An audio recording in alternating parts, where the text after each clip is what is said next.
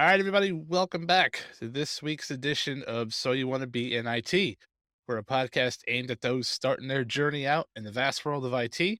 We talk about navigating the world of IT as a beginner, from how to climb the ladder, how to break in, how to get into management, office politics, literally everything in between. So I'm your host, Pat. You can find me on Twitter at Allen182. You can find the show on Twitter at SYWBIIT, the acronym for So You Want to Be in IT. So we are back again this week, episode 17, I do believe this is. Dean is here with me as always, doing his thing. What's up, Dean? Hey there, folks. Hey, Pat. How you doing today? Not too bad. We've got a good one today. I'm jazzed for it. I'm psyched. We have a guest. We have a good one. He is the YouTube content creator, Bearded IT Dad, also known as Dakota. Hey, Dakota. How you doing? Hey, Dakota. Doing great. Doing great. Excited to be here. Glad to be here. Yeah, we're glad you're here. So it's been a few weeks since we talked about coming on. So here you are in the vast world of the IT beginner space. So Dakota, why don't we start and sort of take us to because we were talking a little bit before we hit the record button about where you came from and how you started and things of that nature. So why don't we rewind a little bit and just say, okay, where'd you come from? How'd you get here? And what are you doing? Absolutely. And I have a very interesting story. So, unlike many, I kind of started in the IT. Like, I didn't start in IT. I used to be, before I got into IT, I used to be a bulldozer operator. I drove a big giant bulldozer, one of the biggest actually they made really great money at it. But I was bored out of my mind. I was just absolutely bored. I hated my life. And I finally said, what am I doing with my life? I want, instead of working to just put food on the table, let me actually do something that does that and I enjoy. And I always had a passion for technology and stuff. So I started studying for what it would take to get into the IT field. And even further back, I dropped out of college. I didn't really have much experience, but I decided, you know what, I'm going to try. And so after a while of applying for jobs, I actually got my first job as an IT support specialist working for a hotel company, just doing basic help desk stuff. Still at that point, I had no IT certifications. I had just with my soft skills, I was able to get a job. And through working hard and dedication, I proved myself, moved up the ranks with that company. By the time I left, I was designing the complete IT infrastructure for all their brand new hotels. And I was loving it. Unfortunately, though, life threw another curveball. I had to relocate to be back to closer to family. I did a short little job with a local school district, designing, being a network engineer. And then that led me to apply for my current job, which I am the director of network operations for a local internet service provider. I'm working my dream job now. So that's the in the nutshell That's version. So you have a really good internet connection there. You're on 10 gig. Uh, yeah. You know what? I don't live in my service area, so I'm really disappointed. The worst. I know. It's a work in Okay. progress. Means you have to extend that territory. That's got to be your, Yes. it's got to be your priority things to do. That's awesome, though. What a great job to be in. And so what's this company you work for? I work for a small company. It's called MyNet Fiber. It's actually owned by the local city municipalities. So we're actually government owned and supported, and it's a great little company. We're growing like crazy. We're one of the few fiber optics providers actually in Oregon that's offering gigabit internet to the home. We are expanding out to 10 gig to the home here probably within the next couple of years. And we got residential mostly. We do offer business services too, though. Oh, wow. So you offer 10 gig to residential. That's amazing. No, we offer gig right now, but we are actually in the middle of testing 10 gig to so that's phenomenal. that is on our roadmap, among other fun projects. Wow. That's crazy. You can't get nothing close to that here. Yeah. I am jealous of my own internet. I have a pretty crummy internet at home, so. Gotcha. Okay, nice. Yeah, what a great job to be a part of. Yeah. So how long have you been doing that for? I've been with that company for about a year now. It's like drinking from a fire hose. There's so much information to take. There's so much going on in that field of fiber optic internet. It's an ever learning battle to stay ahead of the game, but I love every minute of it. It is seriously my dream job. Look at that. Nice. I like That's it. phenomenal.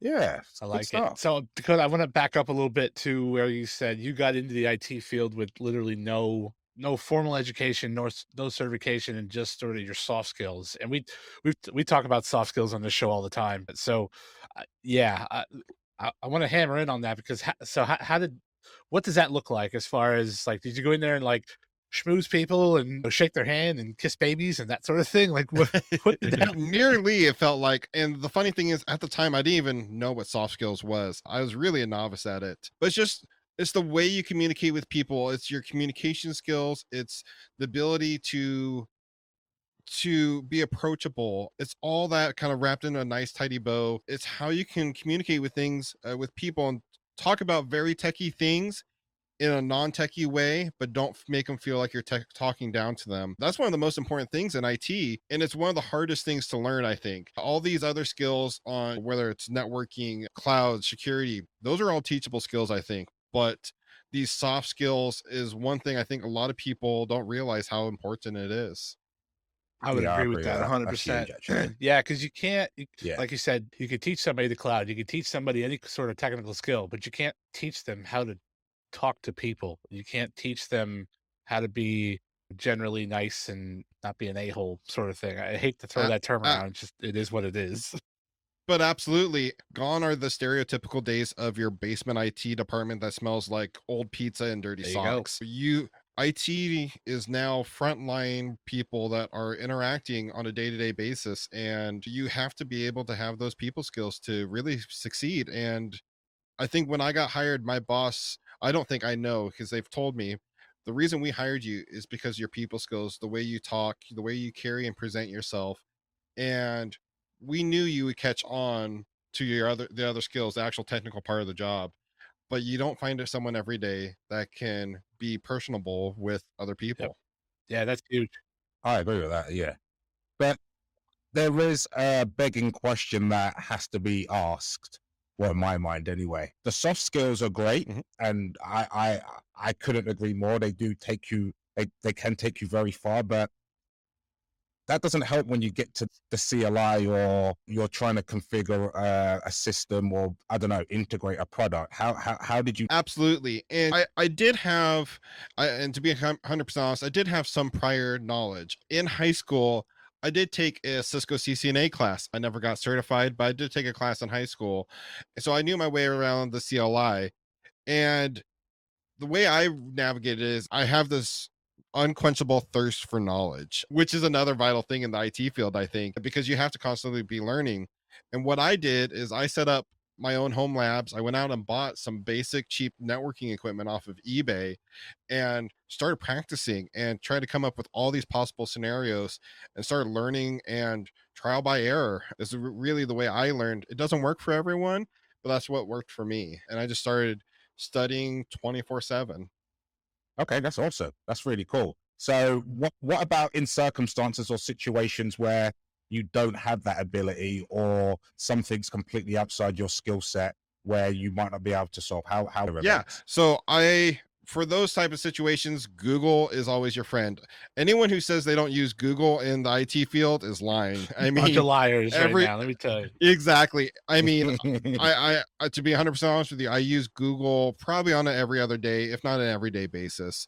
The internet is full of tons of information. There's online e-learning platforms. I personally subscribe to a couple different ones, trying out to figure out which ones worked. There's YouTube videos. There's huge resources there for free. And if money's the barrier to entry, like I said, there's free YouTube videos, and then there's free programs. Like if you're into networking, there's Packet Tracer. You can download and set up a free virtual lab. You can set up VMs for free on your computer and virtualize different operating systems so you can learn those fundamental skills that you need to know for like a certification like the A+.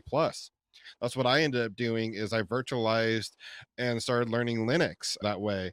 And there's tons of free resources out there. It just depends on how determined you are to learn. Yeah, okay, that's huge. Yeah, I couldn't agree with you more on Yeah, that. I agree. Like, We've talked about that before on this show as far as you have to want to learn. There is no slowing down. It's whatever's around the curb next. And right now it's the cloud, obviously, right? I think the Absolutely. next, I don't know, I want to say automation, but that's sort of here now as well. I think that's getting larger by the it seems, by the second. It seems like the network field has been the last to sort of come to the party with the automation stuff, but now you see like Python and Ansible and Chef and Puppet and all that kind of stuff creeping into the network world. And it's just one of those things where you're going to just have to know it going forward. And like I said, there's certainly enough things out there, skills out there to learn that you could literally be busy for the next 100 years and you'll be just fine. Yeah, and like personally, I have a list of certifications and skills I'm studying. Like currently, I'm studying for the CompTIA Linux Plus. As soon as that's done, I'm jumping into a couple Juniper networking certifications because my employer is a Juniper shop. Yeah. And then I have these lists, and it's just like as soon as I get this done, I'm going to do this, and I constantly tweaking that as the industry changes. Okay, that's awesome. That's really cool. So you're maybe the first person I've come across, and I think it's very interesting that you go first engineer or someone in the IT industry I've come across that has more of a soft skill approach first and then a technical approach second. And I can't say it sounds like it's really done you well in your career. It's just to me, it's a really novel way of like handling your career. Hats off to you because it's got you in a director position, which is phenomenal at an ISP company. But it's just most people go in with a technical brain or technical mind, but you, I kind of like your way of approach because that stuff's always going to be there. Like that stuff that's expected. You could always learn that. There's, like you said, tons of resources for that. There's not that much resource for your soft skills, really. So I really find it quite refreshing, actually. I've been in this industry for a long time, and it's the first time someone like maybe just as technical or have had technical sort of jobs like I have, and it's come with a soft skill approach. It's yeah, it's really phenomenal. I like that a lot. Yeah, I have no problem saying I'm not an expert at anything. I'd never expect to be an expert at anything because it's near impossible. But you can guarantee you if I don't know how to do something, I'm going to find out. And that's just it's just a mentality you have to have nowadays. Absolutely. Couldn't agree more. Yeah, Yeah, I for agree with sure. that. I think in today's world, the soft skills are just as important as the actual technical skills. Because, like Dean said, technical skills are always going to be there, right? You're always going to need routers and switches and dev and all that kind of stuff to make the world go round and to make the business money. But people change, the dynamics change, teams change. I think having those soft skills to talk to talk to your team, whether you're managing them or not, or whether they're a colleague and on your team sort of thing. You got to be able to work with people, or else you're right. You're 100% right with the basement theory that you said a couple minutes ago. Of the IT team doesn't sit in the basement, and as we sit here, I'm in my basement. That's where I record now. uh, That's yeah, the irony of the I used to have a statement. comfy extra bedroom upstairs, but baby number two is on the way in March, so that's her new room. So, um, Well, congratulations thank on you. that. Yeah, thank you. So, Yeah, yeah, so now I've been delegated to the basement with where the rest of my stuff is here. But yes, no, I agree, Dakota. I think truly, I think IT teams are sort of been thrusted to the front of the line as far as from a business perspective, or maybe businesses haven't quite taken IT as serious as they should have, and then the pandemic sort of thrusted them to the front of the line, saying, "Oh, look, we really need those, for lack of a better term, we need those nerds," that kind of thing. Absolutely. And with this pandemic, I think there was a spotlight all of a sudden shined on all these IT Yep. departments. And all of a sudden, all these high level people, all these CEOs were realizing their IT departments didn't have the resources necessary to do their jobs. So the industry is booming, but now with that spotlight, I think there's more interaction between the higher level management and IT departments, and that's where those soft skills are really going to go the extra mile. IT is really becoming that white collar job. It's no longer that blue collar job that it may have once been, and you have to interact. There's days, plenty of days where on my current job, I present to the board of directors on a regular basis. At my previous job, I would have one-on-one sit downs with the CEO and all of a sudden be pulled into a briefing, and the CEO of the company, they're not tech savvy. They don't That's what they're paying you to be. So you have to put it in a way that they understand you, but you don't want to make them feel like you're talking down to them because they're not going to like that. And it's not going to get you far. Yeah. I admit there's a wider appetite. I've tried being the hard brush engineer and like being a subject matter expert, and being great at your job is not an excuse to be an asshole, Yeah, and it just doesn't get you anywhere. Maybe it used to work. I'd like there's a time in my career where that I have seen multiple people get far in that, but in this day and age, that doesn't. It's a wider appetite for soft skills and being pleasant and nicer to everybody, I find. absolutely. So Yep. yeah, so Agreed. yeah, that's good stuff. What kind of technologies do you kind of use in your like day-to-day job? Everything is constantly changing. The biggest push right now is IPv6. Okay. We're a small ISP. We've haven't adopted it yet, and that's one of our big campaigns right now is making the switch to IPv6 environment, which opens a whole new can of worms with everything. So Yeah. Okay, absolutely. So are you going for like a migration process right now from V4 to V6? Like, are you dual stacking or some sort of dual stack. technology like that? Yeah, Yeah. we're trying to go dual stack, and this is our public facing environment. And so, yeah, it's necessary to do dual stack because unfortunately, IPv6 is still not being adopted as quickly as it should be. So it's Is that because your customers they don't feel comfortable with it? Or is it because you guys need more sort of addresses? Like what is the huge move to move to V6? addresses we're constantly expanding, and Okay. the availability and cost of v4 addresses is increase the cost is increasing every day, and they're becoming more and more difficult to get a hold of. And there's other benefits you can get from going to IPv6 without really going into it, but yeah, it is the future. And as a company, we just don't want to be caught last. We want to be ahead of the curve. We're adopting new technologies like 10 gig to the home. A couple years ago, if you would have told me I would have had 10 gigabit internet available to my house, I would have said you're crazy. Oh, absolutely. So what does that look like for an ISP to achieve like such a challenge like that? Because like most ISPs struggle to get a gig.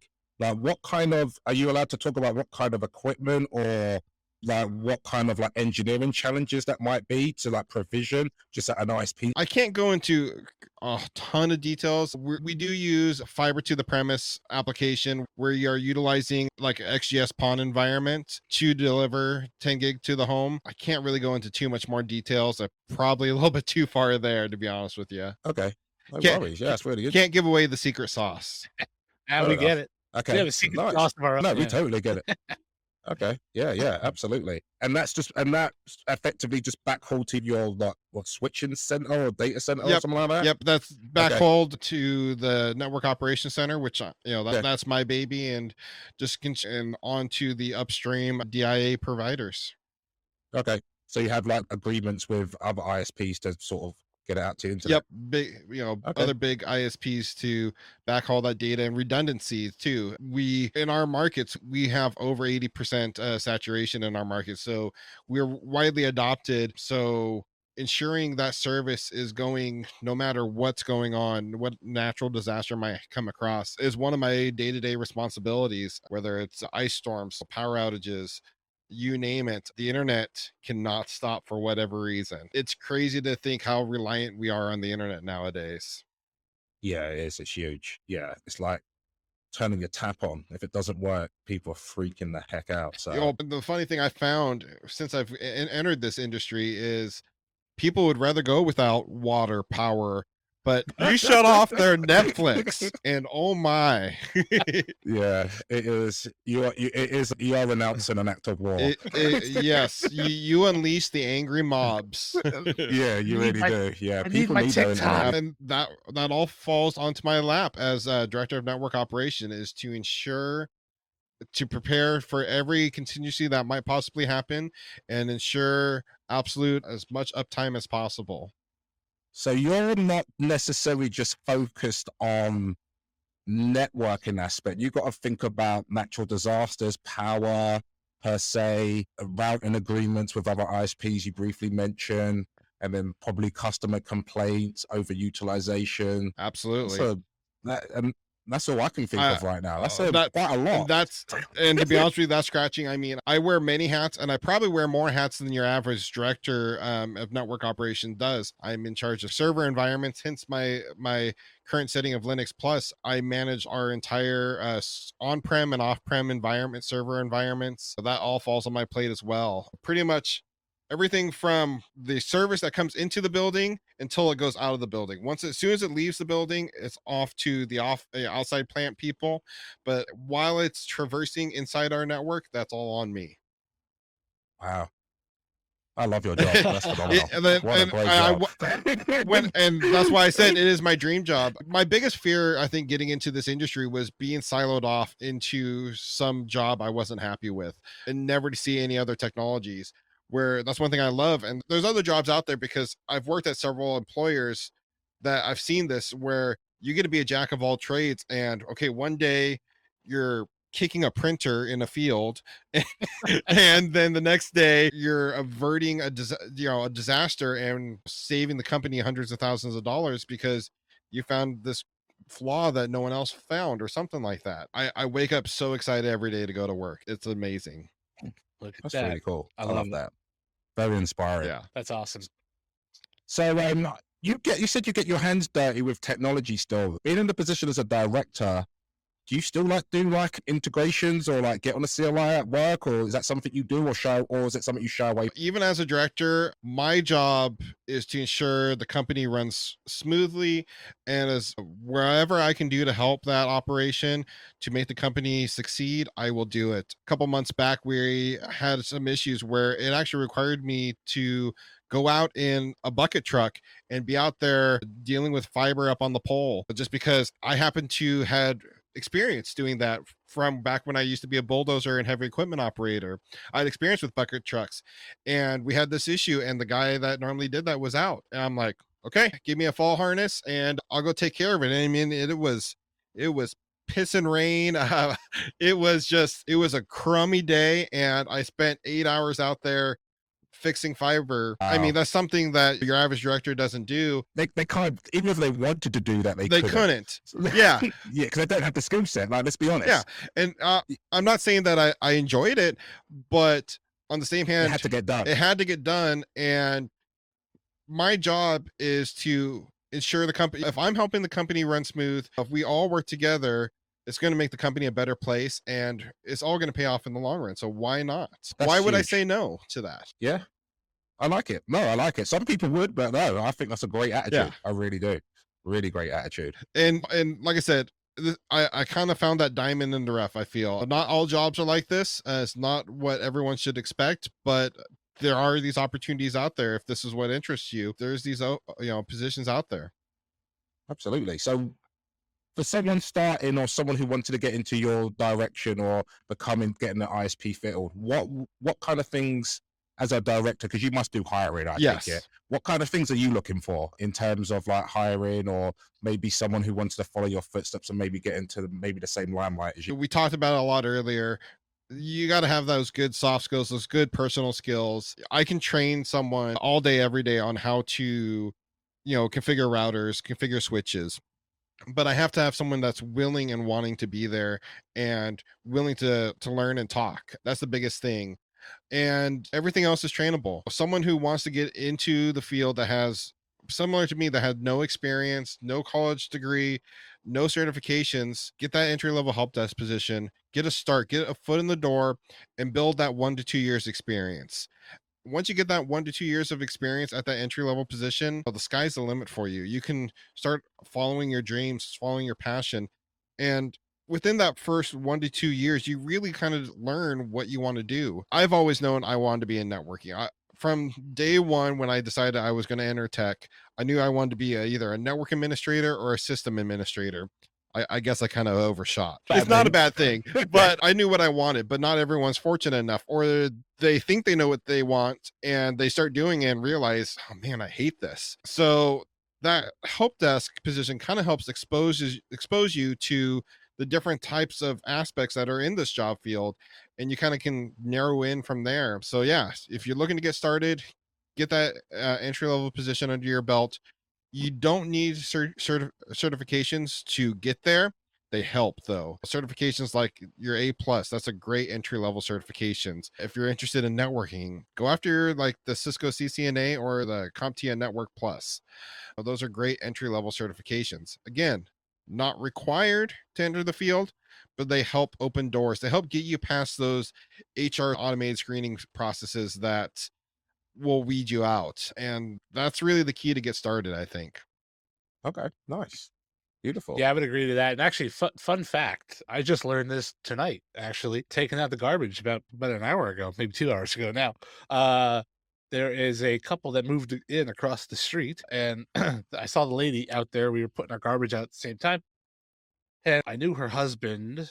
I'm assuming it's her husband. They live together. I'm assuming I knew he was going back to school because they had told me that at one point, but I never asked. So I asked tonight, "What are you going for?" What the husband, Mike is his name, he's going for, and she told me he's going to be a software engineer, software developer, and I was like, no way. Look, like it was like the skies opened up and like it was a perfect match. I was like, new neighbors, he's in the IT industry or trying to get there. I was like, awesome, that kind of thing. So, and then she was looking to get into it. She's like, yeah, I'm at this company and blah, blah, blah. And it's been about 2.5 years and it's okay, but I'm starting to get the itch. And I'm like, well, what are you into? And she's like, well, I'm kind of liking, what he's doing. And I was like, do it. Get into the IT industry. Do it now. I was like, I told her a couple of hot fields. Obviously, cybersecurity is always hot, right?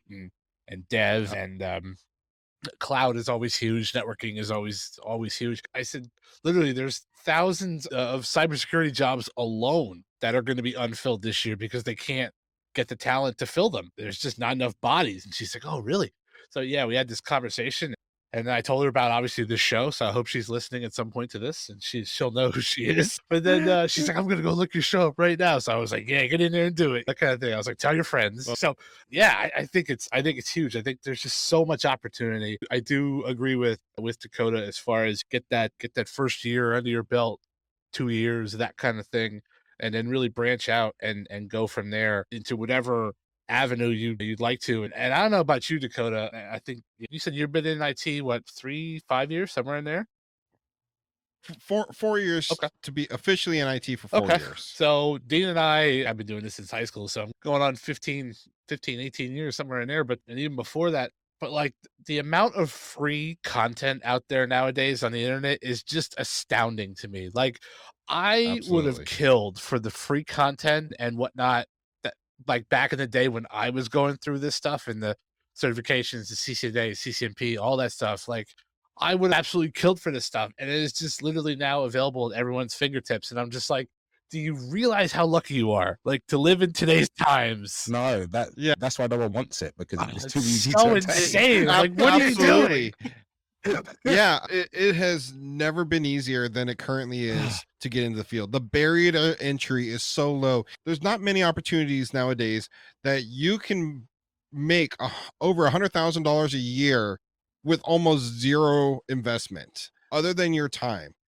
If you have the desire and the will to learn, there is no reason that you can't be making six figures within the first 5 years of your career.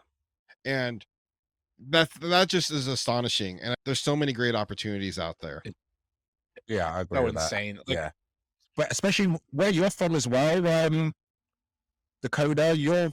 I've been to Oregon, and your community's very rich in tech. I kind of feel It like there's a lot of tech guys out there. A lot of, I don't mean like really established guys who know technology in and out, kind of deal. it is. The whole Pacific Northwest is just kind of seeming with a lot of tech. It's kind of crazy. I grew up here in Oregon. I grew up in a small town, and at the time I got into the IT, I actually had to relocate because in my small area I either had to commute like 2 hours daily to get a job in ugh, tech, or wait for someone to practically die because people were getting into these jobs and just hanging on to them for dear life. Hey, Nowadays, especially since the pandemic, it's just like an explosion, and there are so many job opportunities out there and so many jobs going unfilled. It's the perfect time to get in the industry and really develop your skills and find out what you're passionate about. So there's nothing greater than going to work every day to do something that you love. amen to for that. sure, agreed. So inspiring Yeah. that is. Amen to that. So Dakota, you said Linux Plus for this year, right? And Lin- then Lin- Juniper. Linux Plus and then Juniper, and I haven't quite decided after that where I'm going. Juniper what? I Is it have the CCNA equivalent? yeah, Okay. the JC is it oh JCNA or gosh, I'm whatever the heck totally it is. JCINS. IA, IA, something like yeah, that. something like Yeah, that. something Yeah, like Cool. that. Yeah, so that's the only reason I'm going the Juniper route is because my employer utilizes all There Juniper you go. stuff. To be 100% honest with you, I would prefer to go Cisco route. I'm a Cisco fanboy. If you Welcome. could, yeah, exactly. I mean, I have a full stack. I have several full stack Cisco deployed networks that I constantly tinker around with. But Juniper in my career path, and especially working for ISPs, is way more prevalent. I've So heard I'm going to go that. the Juniper I've heard the route. Yeah, ISPs use Juniper stuff on the backbone. yeah. Juniper is very popular. They use it in hospital data Do they? centers a Okay, lot too. absolutely. And I have to admit, testing Juniper compared to Cisco, Juniper just flies, man. Yeah. Like when I'm testing, the fastest network I've actually tested in my career is a Wow. Juniper one. Yeah. They're really fast. Yeah. And one great thing I found out, I don't know if Juniper's still doing this, you can actually they offer free study material 100% for free. So Wow. yeah, That's on incredible. Juniper's website you can go and sign up, and at least sign up for the entry level certifications completely for free. And if you go through their practice exams, you get a very deep discount on your voucher as Look at well. that. Wow. Like Well, that's worth looking at. Yeah. I'm gonna look Yeah, at that. That's huge. like 75% off a voucher. I mean, we're talking significant. And in all honesty, I feel if you're to compare them apples to apples, the CCNA and the Juniper certifications, they are they're fairly close, but Cisco is more they set the industry standard and they're more well known. recognized. I have no problem saying a Cisco certification will take you 10 times further in this field than a Juniper or really any other certification. Just because I think it is an industry standard and more employers recognize Cisco. I agree with you. However, there's been so many times as a network engineer where I've worked on customer premises and I'm just like, and they're running Juniper, and I'm like, I wish I had that Juniper cert right now because I could tell them what to do. Yeah. And I just don't know. Like, I looked at it, I try to work, it just looks weird. Like, I probably could work out after a course, but Yeah. going on a live network, I just don't feel that confident to be making live changes like that. So, Well, and you know what? When I got my current job as a director of network operations, I had never touched a Juniper switch before I got hired, but I had tons of experience in the 60 CLI. And at the end of the day, networking is networking. The fundamentals, how everything works, is still the same. There's just slight nuances in the differences between different vendors. So once you have the basics down, those skills will transfer and you'll learn fast. You'll pick up on it fast. it's like driving a car. Exactly. Like, you don't need to take a new test if you're going from Mercedes to BMW. Yeah. It's a car Yeah. at the end of the day. Absolutely. So, I agree, and I think so just it triggered my memory when you said that Juniper's study materials are free. From what from what I can see, Palo Alto is the same way with their Yeah. beacon.paloaltonetworks.com is their study platform. And actually, as of this recording, I sit for the Palo Alto PCNSA on Monday at 3:30. So I've been using a lot of Palo Alto Beacon stuff. They have practice tests and all their content is free. All you have to do is sign up for an account on the Beacon site. There's no like labs or anything. It's just all, dry content and videos and things of that nature. But it's very well done, I think. It breaks it up into sections and talks about app IDs and zone protections and all that kind of crazy stuff that Palo is good for. But yeah, Palo Alto's the same way, free content. So if you guys are into the Palo, I'm like you, Dakota, I'd never touched a Palo before I started this new job in September. I've always been a Cisco guy. So ASAs and firepower and all that kind of stuff. So I started in September at the new gig and they're like, here's a Palo. And I'm like, oh crap, what is this? How do I do this? Like my fingers don't work. But yeah, I'll tell you what, man, the Palo Alto is slick. It is really nice. So I'm really into that. So Palo Alto for me as of next Monday, hoping, fingers crossed. And then it's on to CCNP security with the Cisco ICE and then the AWS to round out the year. So those are my big three for the year. So we'll see what happens. Nice. Very nice.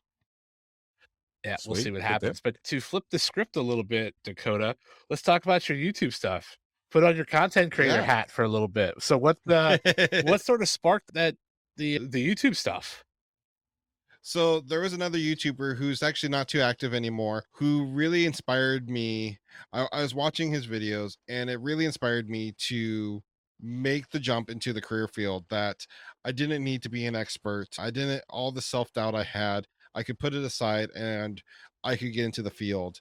And after being in the career field for about a year, I wanted to give back. I wanted to help motivate people that the barrier to entry in the IT field isn't as great as you think. And I just wanted to get back to the community. So I started a YouTube channel just talking about trying to offer that free information about different certifications. I wanted to share other people's story in the IT field, what different job roles were like. And I just really wanted to kind of just give back. So Nice. So you're about what, Huge. about 3 years, give or take, into the YouTube 3 stuff? years, yeah, I took about a year and a half, 2 years off. About, gosh, 4 months ago, I really kind of hammered down and started taking it serious. We just got done, yeah, at the time of this recording, just about a month ago, we did a huge holiday giveaway where we gave away $25,000 worth of training in the IT field. And that was a huge Damn. Wow. accomplishment for me. I worked with tons of different brands. I got them to donate to this giveaway, and we were able to give away tons of IT training back to people. And I felt so proud of myself afterwards, being able to give back to people. It was so cool. And now we're going into more how-to videos. I've got different things going on with like companies like Synology, where we're going to start diving into the inner workings of a network attached storage device and start giving some of that entry level training and kind of those skills people, given those things that people might run across in an actual production environment. Nice. Sweet. That's really Yeah. cool. Nice. I like it. Yeah, that's cool. Nice. Yeah, it's really insightful. Really cool. Yeah. So, what kind of age group is this sort of categorized to? Is it more sort of younger people, older people, or a mixture of It's sort of both? Yeah, it's a huge mixture. One of my early videos I did, I was actually interviewing this 13-year-old kid who had passed his CCNA certification at the age of 13, Damn. which I was just astonished. At 13 years old, Man. Good for he him. got his CCNA certification and was studying for his CCMP. You know what I Wow. mean? He's gonna. I think he's probably gonna end up being, if he continues at his rate, he'll be the youngest CCIE out there. That's but crazy. yeah, I but couldn't you tell you know, when I was- nothing good, nothing I'd like to mention on a Oh, recording. man. Jeez. Absolutely.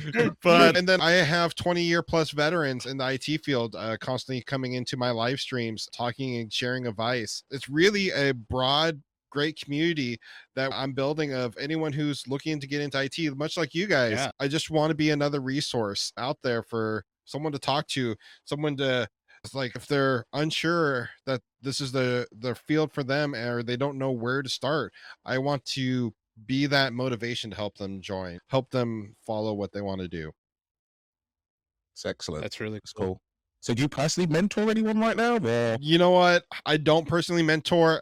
There's not enough hours in the day for me. I got 3 kids of my own. I do the YouTube. I work full time. I help my wife run a graphic design business. So there's just yeah, that's a full plate. that is That's a a huge. full plate. So no, I don't currently do any mentoring. I would love to. I've actually had several people reach out to me, but outside my current employer, I really don't do any mentoring. Okay, nice. So That's Okay, fair enough. cool. but you know what? I'm always willing to, if someone has any questions, I'm always willing to give advice. And one thing I try to pride myself on is I get back to every single comment on like any of the social media platforms or my YouTube. When people have questions, I try to answer them like within a day or two. Yeah, that's really cool. Yeah, that's kind of what this is for our space, just trying to give back to as many people as we can. And me personally, I'm not mentoring anybody right now, but this is sort of, this medium is being used as a mentor in certain aspects of it, right? So and whoever wants to listen, Absolutely. go for it. And we're not holding anybody's head to the fire sort of thing, saying, listen to me. Like, I don't want to be that old man, like, get off my lawn and listen to me, like what I had to go through 20 years ago. Nobody wants to hear that. Yeah. Speak for yourself. I like being the old man. Someone has to be the old man. Back in my day, we jumped from cow pie to keep our feet That's warm, right. uphill in both directions in the snow. We walked to school uphill both ways in the snow with no Yep. feet. You know, that kind of shit. Yeah, exactly. But I just want to be another resource. I want to motivate people because sometimes that's all they need is they need that little the kick in the rear Push, end, the yeah. little push. Yeah. And that's what it was for me.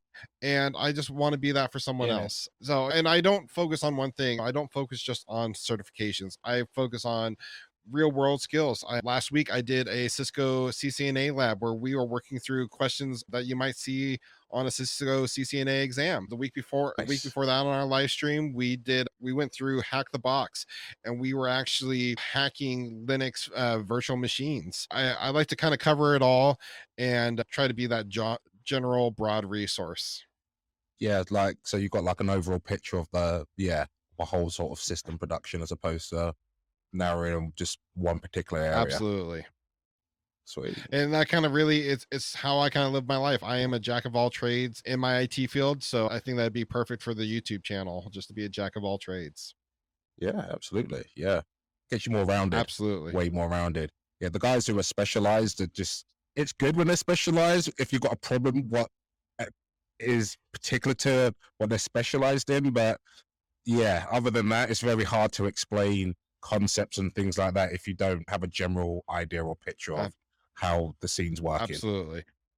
Yeah, see that popped another question into my head. So do we think like because when I was coming up, it was the only way to make money was to specialize, right? You have to specialize. You have to be a Cisco guy. You have to be a VMware guy. You have to be a this that. It was very siloed in that aspect. And there are at the larger companies I've worked at, there are silos, right? People have strict specialties. It's what they do, and never the two teams shall meet, sort of thing. Outside of you're working on a project together, sort of thing. So like me being a network, I'd never touch a vCenter host and replicate and all that other crazy stuff. Like that's just not like that wouldn't be an ask of me. See, I do it.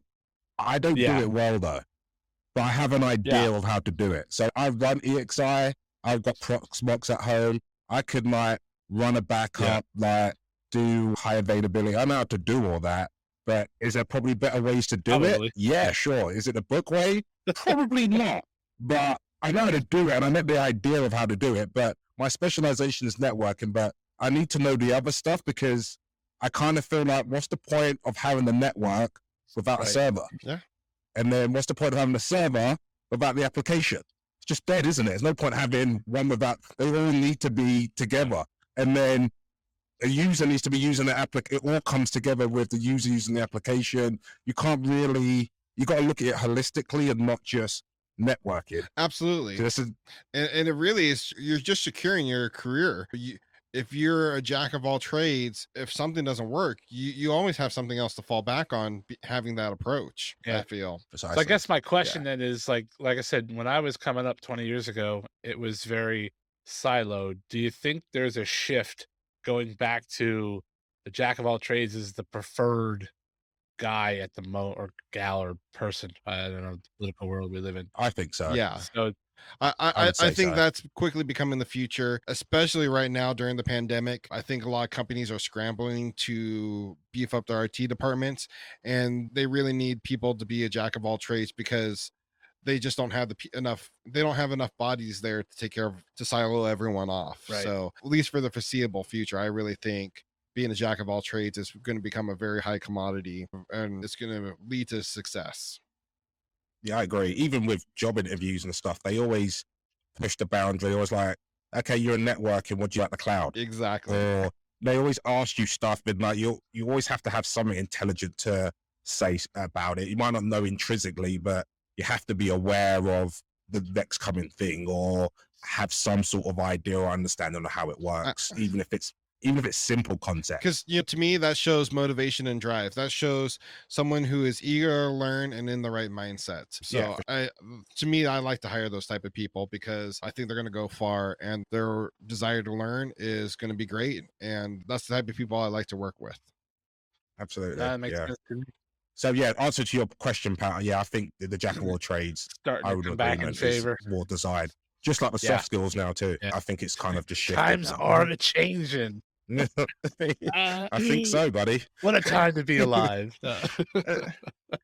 Absolutely. But those old guys don't really work anymore, do they? You know what I mean? Those ones who don't, I'm not the jack of all trades, I'm willing to learn or change the way like eventually you don't have a job anymore. Like your job gets like phased out. You've not moved on to new Automated. things. Your skill Yeah. set's dead. I mean, you can't realistically do this job for 30 years and expect to do the same thing day in, day No. out. That's crazy. I don't think you could do this job for more than 5 years without some form of major change. That's right. Yeah, for sure. Absolutely. So it's the willingness to evolve and adapt your skills. If you're willing to evolve and learn new things, you'll never be out of a job. I hear people say, is AI or network automation, is that going to take all the jobs? No, it's not. It's going to actually create more jobs, but those jobs that it's creating are going to look different than the jobs we see now. Yep. So, Yeah, for sure. and It's just a different space. It's shifting. But yeah, it's going to create way more jobs. But people are just frightened to move on and to really experience what that Because looks they like. hate change. Absolutely. People hate change in general. So it's like, oh my God, something's been this way for X amount of years. Now something new is here, blah, blah, blah. Like I equate it to like back in the day when servers were physical before virtualization. And then the server guys were getting asked the same questions, right? They were like, "Hey, oh, is VMware going to take your job? Is the cloud going to take your job?" It's like, no, you still need somebody to push the buttons.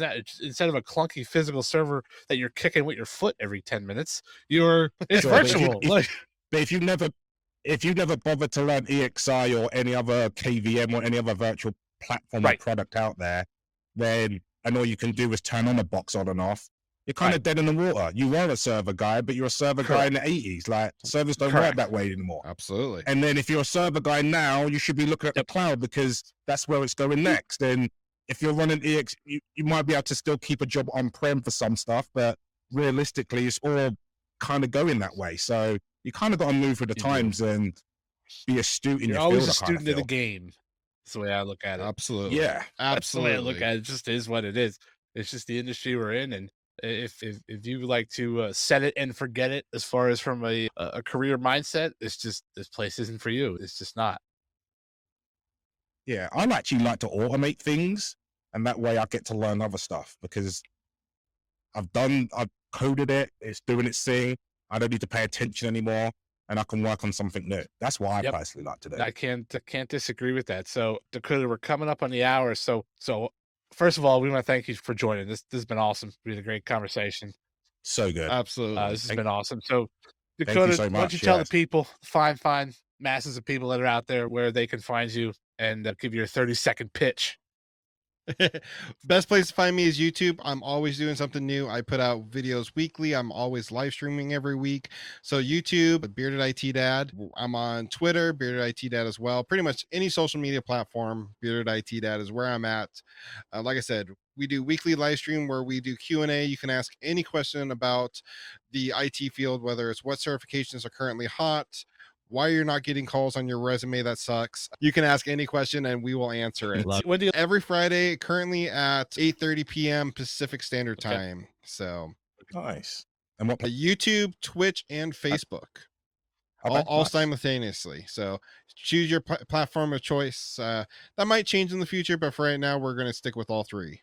Nice. Nice. Good deal. Okay. All right, Dakota, this has been awesome. Thank you very much. We're gonna give our get my last minute spiel here. So tell the fine people that are out there where you can find us.